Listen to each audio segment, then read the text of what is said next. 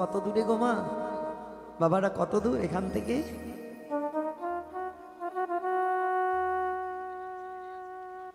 তাই আমরা আমরা যারা এসেছি এত দূর থেকে আপনাদের সিলেটে, যদিও অনেক দূর মা, যেতে আসতে গেলে প্রায় 2700 কিলো হয়ে যায়।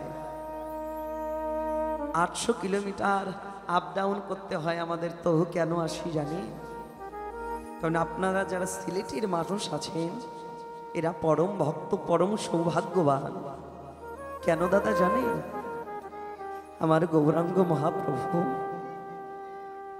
যার হরিনামে জগৎটা আজ ভেসে যাচ্ছে, শুধু এদেশে নয়, ইংল্যান্ড বলুন, আমেরিকা বলুন, এবং যেগুলো মুসলিম কান্ট্রি, সৌদি আরব, বর্তমানে সেখানেও কৃষ্ণ নাম হয় আমার গৌরীর কৃপায়। আর আপনারা তেমনই ভাগ্যবান মানুষ, যেখানে গৌর হরি এসেছে সেখানে আপনাদের জন্ম হয়েছে। তা আপনাদের চরণে জানাই অনন্ত কোটি ভক্তিপূর্ণ প্রণাম।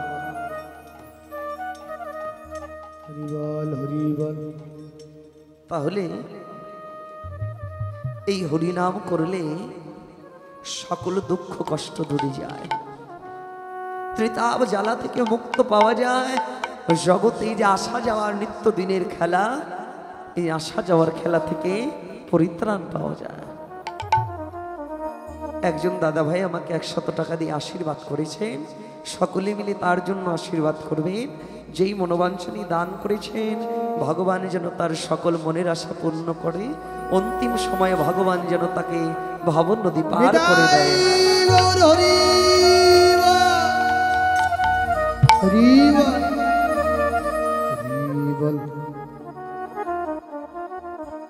তাহলে গৌর হরি আমার হরি নামের খেলা খেলছেন।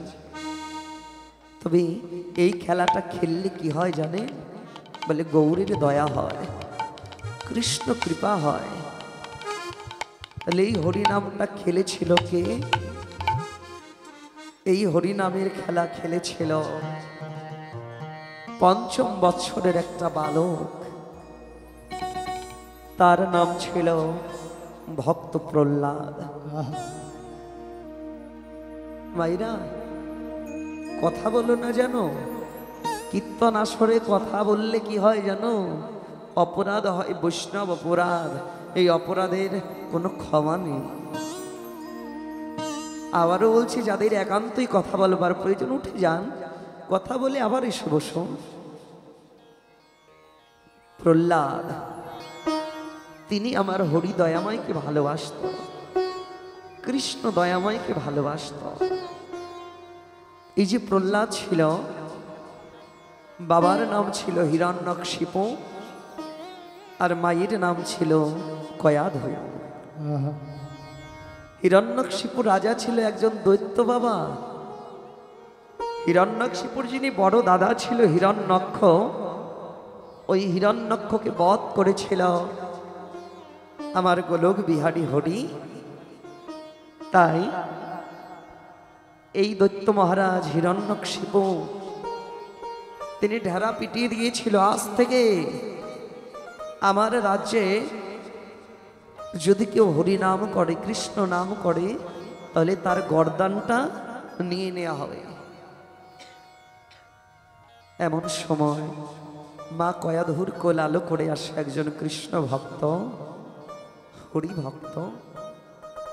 কেন এসেছে জানে? সবাই কিন্তু জানতো হরি নাম করা যাবে না, তথাপিও এই মা কয়াধু যখন হিরণ্যকশিপু রাজা ঘুমিয়ে পড়ত, গোপনে তিনি কৃষ্ণ নাম করত, হরি নাম করত। তাহলে সন্তান গর্ভ নিয়ে যদি কোনো মা কৃষ্ণ নাম শ্রবণ করে, তাহলে গর্ভ থেকে কি হয়? কৃষ্ণ ভক্ত হয়। একটি কথা বলতে হয় মা, আপনাদের যখন সাধ হয় 7ম মাসে বা 5ম মাসে হয় না মায়েরা? আপনাদের এদিকে সাধ অনুষ্ঠান হয় না? স্বাদ অনুষ্ঠান হলে কি দেওয়া হয় জানে? মাছ, মাংস ইত্যাদি ইত্যাদি। অনেকের বাড়িতে স্বাদ হলে তো দেখা যায় আনাম একটি পাঠা এনে পাঠাটাকে বলি দিয়ে পাঠার মাথা দিয়ে ওই মায়ের স্বাদ অনুষ্ঠান করা হয়। তাহলে মা, কৃষ্ণ নাম শ্রবণ করলে যদি আপনার পেট থেকে, গর্ভ থেকে একজন কৃষ্ণ ভক্ত জন্ম নেয়, তাহলে যেই সন্তানকে আপনি পাঠার মাথা খাইয়ে এই জগতে আনছেন, তাহলে পেট থেকে কৃষ্ণ ভক্ত হবে নাকি যে যাকে পাঠার মাথা খাওয়াচ্ছেন আপনার পেট থেকে পাঠা হবে? বলুন তো। মা কয়াধু প্রত্যেক দিন হরিনাম করত, গর্ভে সন্তান নিয়ে জন্মে নিল একজন হরিভক্ত প্রহ্লাদ। যখন প্রহ্লাদের বয়স 5 বছর, এই প্রহ্লাদকে গুরুগৃহে পাঠানো হলো। কারণ রাজার ছেলে যদি রাজা হতে হয় বাবা, বলো একটু আধটু লেখাপড়া শেখার দরকার আছে কিনা? তাহলে হরিনাম যেন না করে, লেখাপড়া যেন শিখতে পারে, তাই গুরুগৃহে পাঠানো হলো। গুরুদেব লেখাপড়া শেখাচ্ছে। বলতো প্রহ্লাদ, কতে কি হয়? কতে কতে আমার কৃষ্ণ। বলতো প্রহ্লাদ, খতে কি হয় রে? খতে আমার খগেন্দ্র। বলতো প্রহ্লাদ, কতে কি হয়? প্রহ্লাদ বলে, বাবা গো, এই জগতে যার কেউ নাই, এই জগতে যিনি নিরাশ্রয়, এই জগতে নিরাশ্রয়ের আশ্রয় দাতা, এই জগতে যার কেউ নাই, তার একান্তই আপনার জন, গতে আমার প্রাণ গোবিন্দ।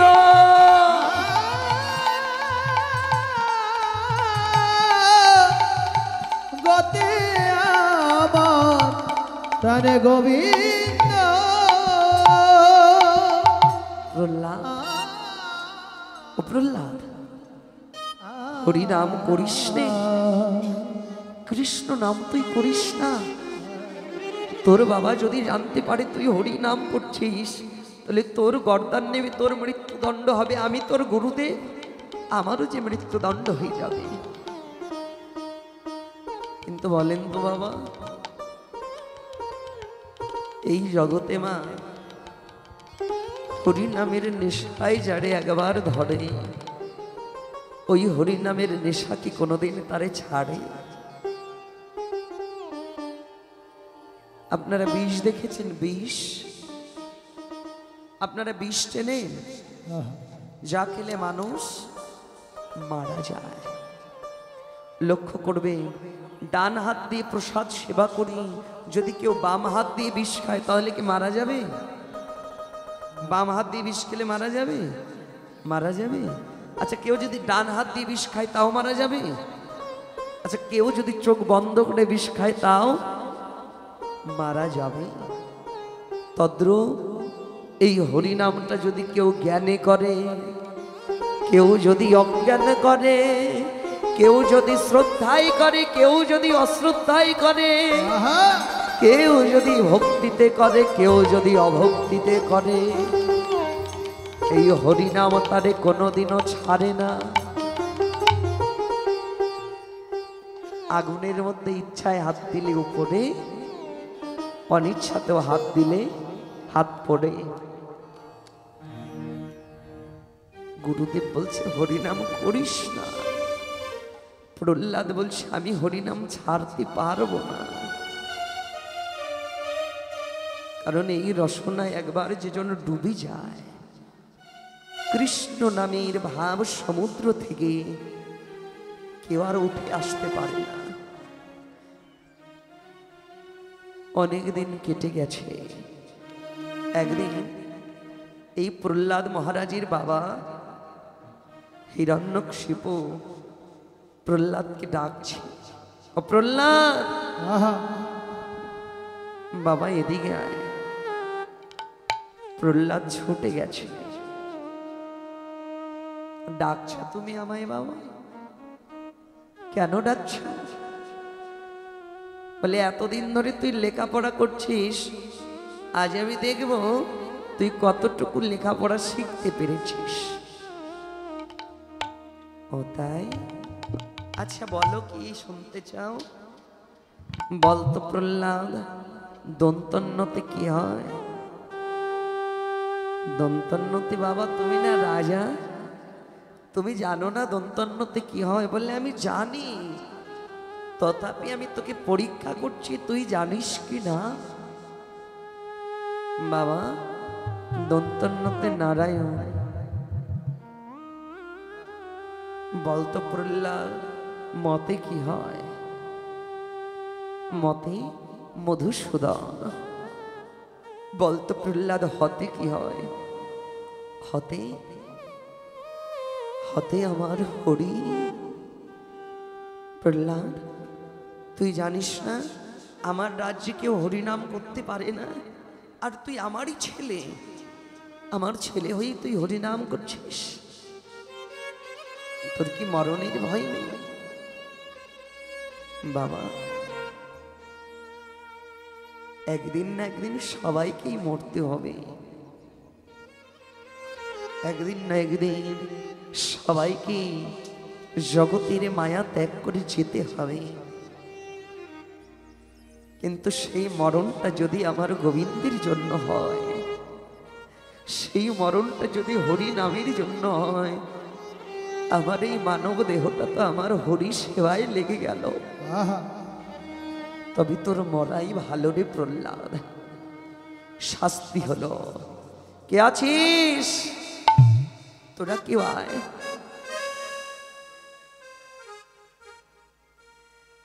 আর একজন 100 টাকা দান করেছে, ভগবান যেন তার মনের আশা পূর্ণ করে দেয়। কে আছিস? তোরা আয়।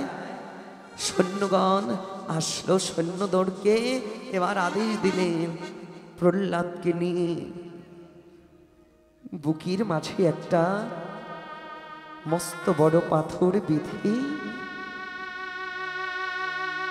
প্রহ্লাদকে গভীর সাগরে ফেলে দিল। সাগরে যেই না প্রহ্লাদ ডুবে যাচ্ছে, আবু খাচ্ছে, আর বলছে, কোথায় তুমি হরিদয়াময়, কোথায় তুমি? একবার দেখা দাও। যে না হরিনাম করেছে, হরি নামের গুণে, কৃষ্ণ নামের গুণে ওই পাথরটা শোলা হয়ে ভেসে উঠেছে, মারতে পারিনি। এবার প্রহ্লাদকে আবার এনে কাল কুঠুরির মধ্যে বন্ধ করে রেখেছে। যেই কাল কুঠুরির মাঝে আছে কাল সাপের বাস। অনেকদিন পরে সাপগুলো মানুষের গন্ধ পেয়ে উঁচু উঁচু ফনা করে প্রহ্লাদকে দংশন করতে এসেছে। যখনই প্রহ্লাদকে দংশন করতে এসেছে, প্রহ্লাদ কেঁদে দিয়েছে ভয়ে। হরি হে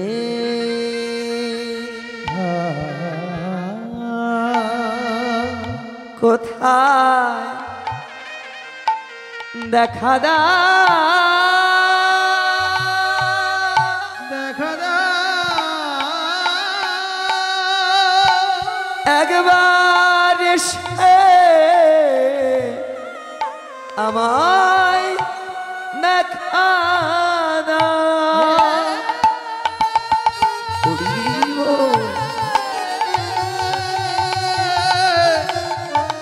হে দয়াময় দেখা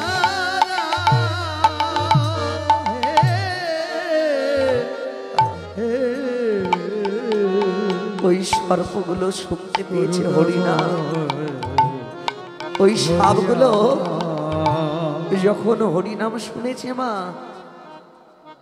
ওরা সর্প হলেও ওদেরও তো উদ্ধার করতে হবে। যেই না হরিনাম শ্রবণ করেছে, ওই সাপগুলো উঁচু উঁচু ফনা ছিল, ওই উঁচু ফনাগুলো প্রহ্লাদের দুই চরণে এসে উঁচু মাথাটা ওই সাপগুলো নিচু করে হরিবল হরিবল। সর্প জাতি উদ্ধার হলো, মারতে পারলো না। অবশেষে ওই প্রহ্লাদকে ওই কালকুঠুরির মধ্যেই বন্ধ করে রেখেছে, কিছুই আর খেতে দেয় না। একদিন গেছে, 2 দিন গেছে, 3 দিন গেছে, এমন করে 7 দিন কেটে গেছে। 7 দিন ধরে প্রহ্লাদ না খেয়ে আছে। প্রহ্লাদ আর উঠতে পারে না, চলতে পারে না। বাবার মনে মানে, কিন্তু মায়ের মনে কি মানে বলো তো মা? মা কয়াধু মনে মনে ভাবছে, আমার ছেলে ওই প্রহ্লাদ 7 দিন হলো কিছু খায় না, আমি কি করে খাই বলো তো? 7টা লাড়ু তৈরি করেছে, লাড়ুগুলো তৈরি করে দিতে গেছে। এমন সময় সম্মুখে সে দাঁড়িয়েছে, দাঁড়ের দাঁড়ি, নাম হলো তার দৌমারি। ওই দৌমারিকের মতো ভয়ঙ্কর রাক্ষস আর জগতে নেই মা। দাঁড়াও মা, কোথায় যাও? বলে আমি যাই এই লাড়ুগুলো প্রহ্লাদকে দিতে। বলে যাওয়া যাবে না, কারণ ওখানে আমি ব্যতীত কেউ প্রবেশ করতে পারে না, প্রবেশ নিষিদ্ধ। বেশ বাবা, তাহলে সারা মাসে যা তুই মাইনে পাস, এই মাইনে আমি তোকে একদিন দেব, লাড়ুগুলো নিয়ে প্রহ্লাদকে দিয়ে দে। দৌমারিক যখন লাড়ুগুলো দিতে গেছে, সামনে এসে দাঁড়িয়েছে প্রহ্লাদের বাবা হিরণ্যকশিপু। দৌমারি, লাড়ুগুলো পেলি কোথায়? বলে মা কয়াধু দিয়েছে প্রহ্লাদকে দিতে। বলে ওই লাড়ুগুলো আমায় দে, আমি দিয়ে দেব, কারণ আমার সন্তান। লাড়ুগুলো সযত্নে নিয়েছে। শুনবেন যে হরিনাম করলে কত কষ্ট পেতে হয়। লাড়ুগুলোর মধ্যে সুন্দর করে বিষ মাখিয়েছে বাবা। বিষ মাখানো লাড়ু নিয়ে প্রহ্লাদকে দিয়েছে, নে সেবা কর তুই। দেখবেন মা, যারা আমার ভগবানকে ভালোবাসে, ভগবানকে না দিয়ে কিন্তু সে খায় না। কেন জানো? নিবেদন ছাড়া খেলে যে আমার ভগবান প্রসাদ পায় না। যেই না নিবেদন করেছে, 7টা লাড়ু নিবেদন যখনই করেছে, গোলক বৃন্দাবনের সিংহাসন থরথর করে কেঁপে উঠেছে। কারণ ভক্ত যদি এবার বিষ মাখানো লাড়ু খেয়ে মারা যায়, এই জগতে কেউ যে আর ভগবানকে ভালোবাসবে না। এই জগতে কেউ যে আর ভগবানকে শ্রদ্ধা করবে না। ভগবত্ব বলে যে জগতে আর কিছু থাকবে না। গোলক বৃন্দাবন ত্যাগ করে শঙ্খ চক্র গদা পদ্ম নিয়ে প্রহ্লাদের সামনে এসে দাঁড়িয়েছে। প্রহ্লাদ, ওই লাড়ুগুলো আমায় দে। 7 দিন হয়ে গেল তুই না খেয়ে আছিস। ভক্ত যদি না খায় আমি কি খেতে পারি? ভক্তই আমার মাতা পিতা, ভক্তই আমার গুরু। ভক্ততে রেখেছে নাম বাঞ্ছা কল্প তরু। কল্প তরু। ভক্তের হাতে আছে প্রেমের ডুডি। যেই দিকে ঘোরাই আমি সেদিকেই ঘুরি। ভক্ত যদি দেয় তবে আমি খাই, ভক্ত যদি না দেয় সেদিন আমি উপবাসে যাই। উপবাসে ভক্ত শোন, আমায় দে, আমার পেটে বড্ড ক্ষুধা লেগেছে, আমি খাবো। এক এক করে 7টা লাডু আমার ভগবান খেয়ে নিচ্ছে। একটা লাডু আছে, প্রহ্লাদ কেড়ে নিয়েছে, দাও। হরি তোমায় ভালোবাসি বলে আমার জীবনে এত দুঃখ, আমি তোমার নাও করি বলে আমার জীবনে এত দুঃখ কষ্ট। আমার বাবা চাই তোমায় ভালোবাসি বলে মেরে ফেলতে। 7 দিন হয়ে গেল আমি আমার মায়ের মুখ দেখি না। 7টা লাডু পেলাম, তুমি একা খেয়ে নিলে, একটা আমায় দিলে না। মানুষ যে বলে তুমি পাথরের দেবতা, আমিও বুঝলাম আজ তুমি পাথরের দেবতা। তোমার মনে কোনো মায়া দয়া নাই।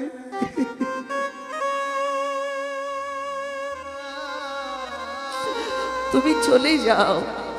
যেই ভগবানের মনে ভক্তির জন্য কোনো মায়া নেই, যাকে ভালোবেসে আমার জীবনে এত দুঃখ, অথচ তুমি আমার দুঃখ কষ্ট বুঝলে না, তুমি চলে যাও। ভগবান মনে মনে বলে, প্রহ্লাদ রে, তুই তো জানিস না ওই লাড়ুর মধ্যে বিষ ছিল। ওই বিষ মাখানো লাড়ু খেলে যে তুই মরে যাবি রে। ভগবান ছুটে চলে যাচ্ছে। প্রহ্লাদ এক পা করে এগিয়ে আমার গোলক বিহারী হরির দুটো চরণ জড়ায় ধরে,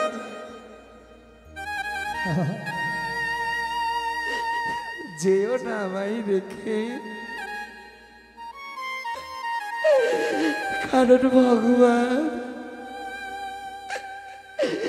এই জগতে সবার সবাই আছে, আমার যে তুমি ছাড়া কেউ নেই।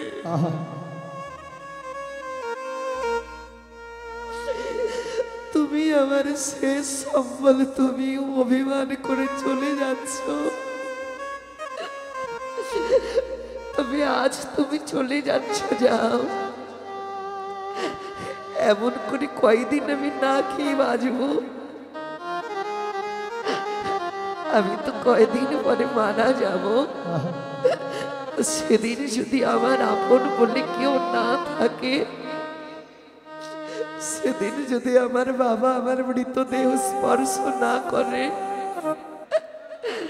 সেদিন যদি অসময় নিদান কালে আমার সঙ্গের সাথে কেউ না হয়, তুমি কি সেদিন আমার বান্ধব হবে? তুমি কি সেদিন আমার বান্ধব হয়ে আমার শেষ কাজটা করে দেবে? তুমি কি সেদিন আমাকে 2 বাহু 2 চরণ দিয়ে ভব নদী পার করে দেবে? আজ তুমি চলে যাচ্ছ, চলে যাও। সেদিন জগতে আর আমার আপন বলে কেউ রবে না। সেদিন আমার আপন বলে আমায় কেউ ছবে না। যেদিন তুলসী তলায় থাকবো পরে, সেদিন তোমার চরণ ছাড়া যেন করে দিও না। সেদিন তুমি আমায় রেখে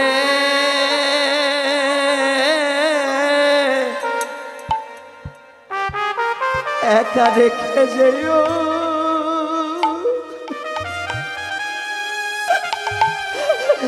আমায় রেখে যেও না।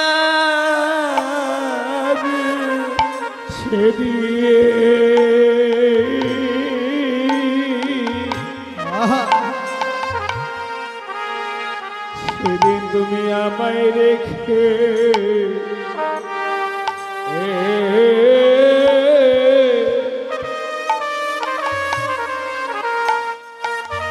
ওরে সেদিন তুমি আমায় রেখে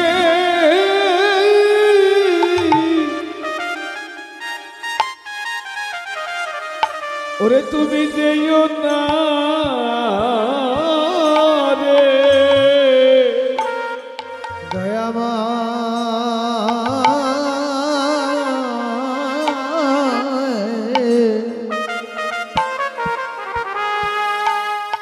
তুমি আমায় রেখে যেও না সেদিনে যেও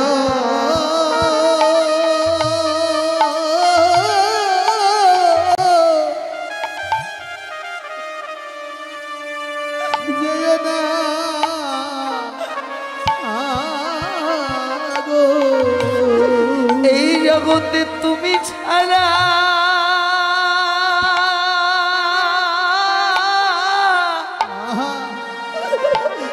আমার যে আর কে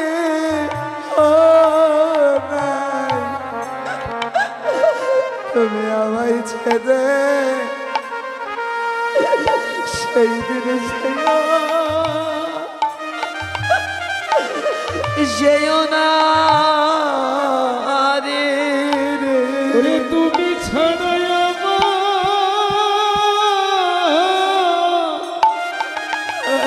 কেউ না। ওরে তুমি ছাড়া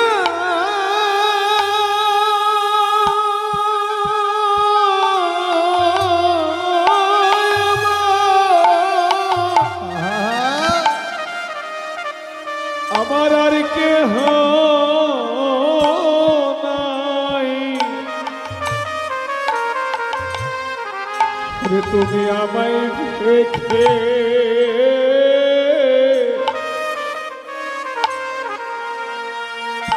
ওরে তুমি আমায় রেখে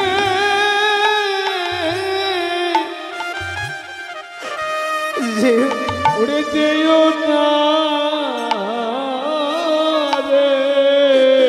এই জগতে আমার কেউ নাই,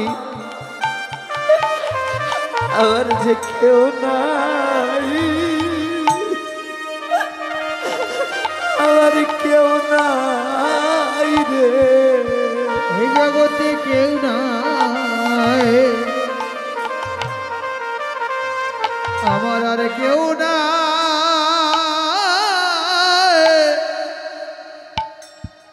কেউ নাই রে।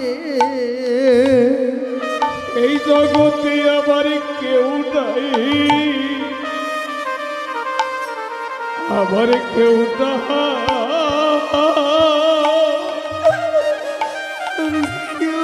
আমার কেউ নাই রে। ওরে একমাত্র গোবিন্দ তুমি ছাড়া এই জগতে আমার কেউ নাই, তুমি ছাড়া কেউ নাই, কেউ নাই রে। ওই একমাত্র প্রাণ তানে গোবিন্দ তুমি ছাড়া আমার আর কেউ নাই, কেউ নাই,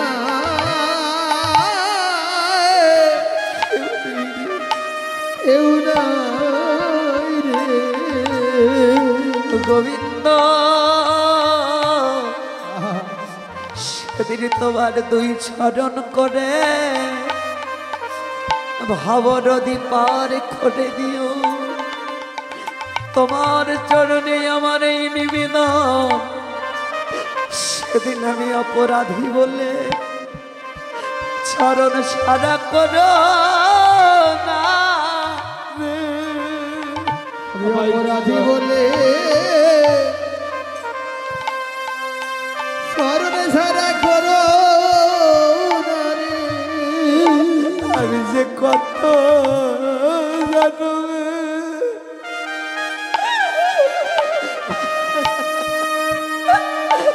অপরাধী সেদিন তোমার চরণ ছাড়া করোনা রে আমি কত জন্মে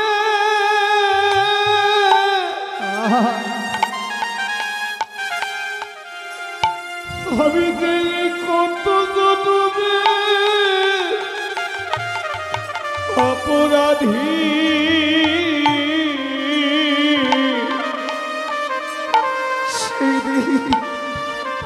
ভাই চরণ ছাড়া সবাই কোনা রে তোমার চরণ বড়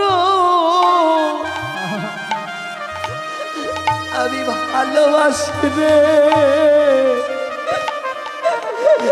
আর তোর চরণ ছাড়া করোনা রে দয়াময় তোমার চরণ বড় চরণ বড়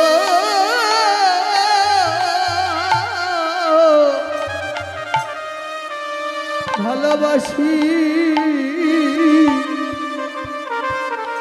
রাতুল চরণ ছাড়া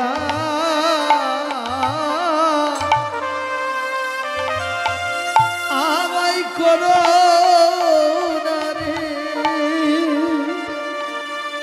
আমি চরণ বড়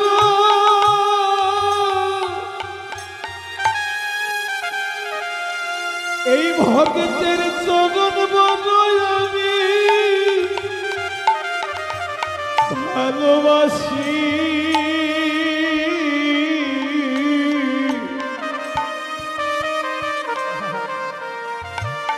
গোবিন্দ হে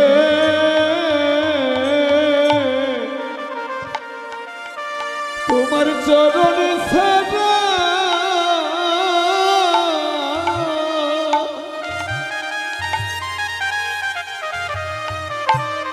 আমায় করো না রে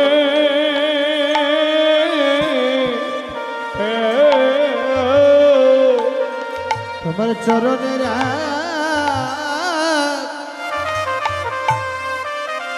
চরণের আগে পাশে রেখো তোমার চরণের দাসী করে একে পাশে রেখো চরণে ছাড়া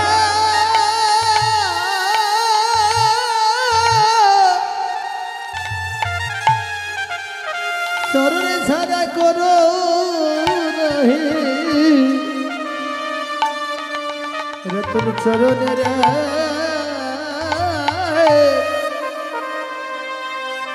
চরণের আগে পাশে রেখো প্রভু গো আমি অযোগ্য বলে দিও না ফেলে আমি অযোগ্য বলে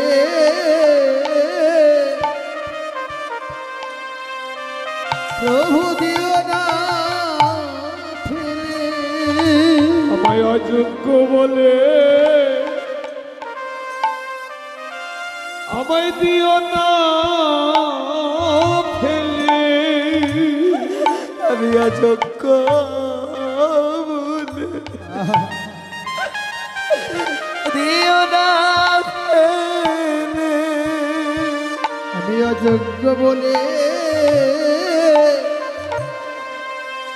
প্রভু দিও না ফেলে আমায় যোগ্য করে তোমার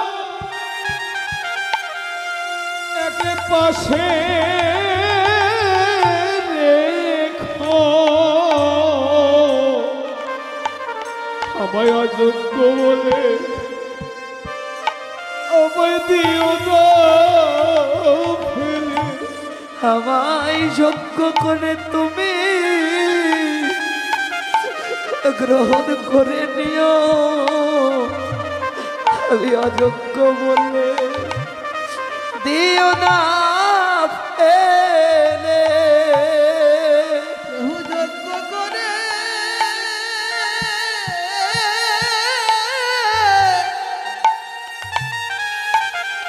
তোমার পাশে রেখো,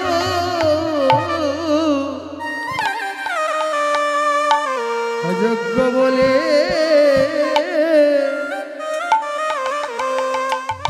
আমায় দিও না ফেলে। আমায় যোগ্য করে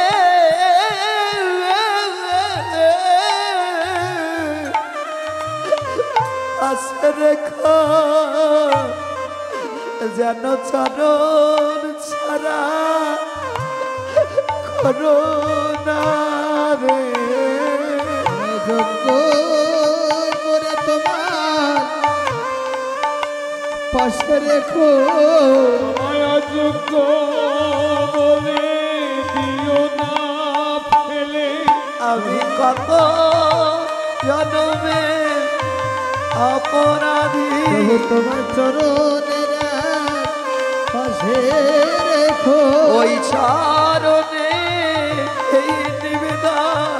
তোমার চরণ ছাড়া করো না হে আর কোন ধান চাই না, হরি চরণ ছাড়া।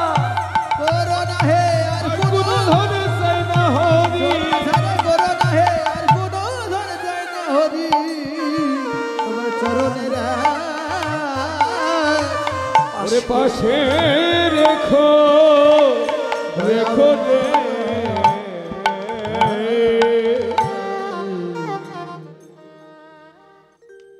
সেই প্রহ্লাদকে উদ্ধার করবার জন্য প্রহ্লাদ যখন হরিনাম ছাড়লো না,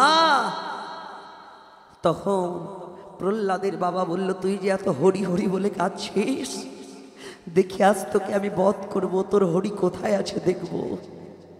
বলে, আমার হরি সদা সর্বক্ষণ সর্বত্র বিরাজমান, সব জায়গায় আছে। বলে, তাহলে এই স্তম্ভের মাঝে আছে?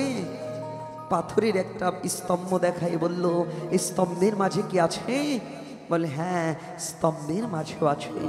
যে না স্তম্ভকে আঘাত করতে গেল, ওই স্তম্ভের মধ্য থেকে বের হয়ে আসলো নৃসিংহ অবতার রূপে আমার হরি। অর্ধেক মানুষ অর্ধেক সিংহ, তার নাম হলো নৃসিংহ। মানুষও নয়, সিংহও নয়, নৃসিংহ অবতারে ওই প্রহ্লাদের বাবা হিরণ্যক্ষকে বধ করলেন। দেখুন মা, তাহলে আজকে যে রাজা, রাজ অভিমান নিয়ে যদি কেউ হরিনাম না করে তবু দুঃখ নেই, কিন্তু একদিন না একদিন হরির চরণে আসতেই হবে বাবা, নাকি? প্রমাণ একটি গান শুনেছেন না, চিরদিন কাহারো সমান নাহি যায়, আজকে যে রাজা ধীরা, আজকে যে রাধা ধীরা, কাল সে ভিক্ষা চায়, কাহারো সমান নাহি যায়। সত্যি না? আসুন, এই যে রাজাও একদিন ভিখারি হবে এই হরিনামের প্রেমে যদি একবার ডুবে যায়, এই হরিনামের রস যদি একবার পান করে, রাজাও ভিখারি হয়ে যাবে।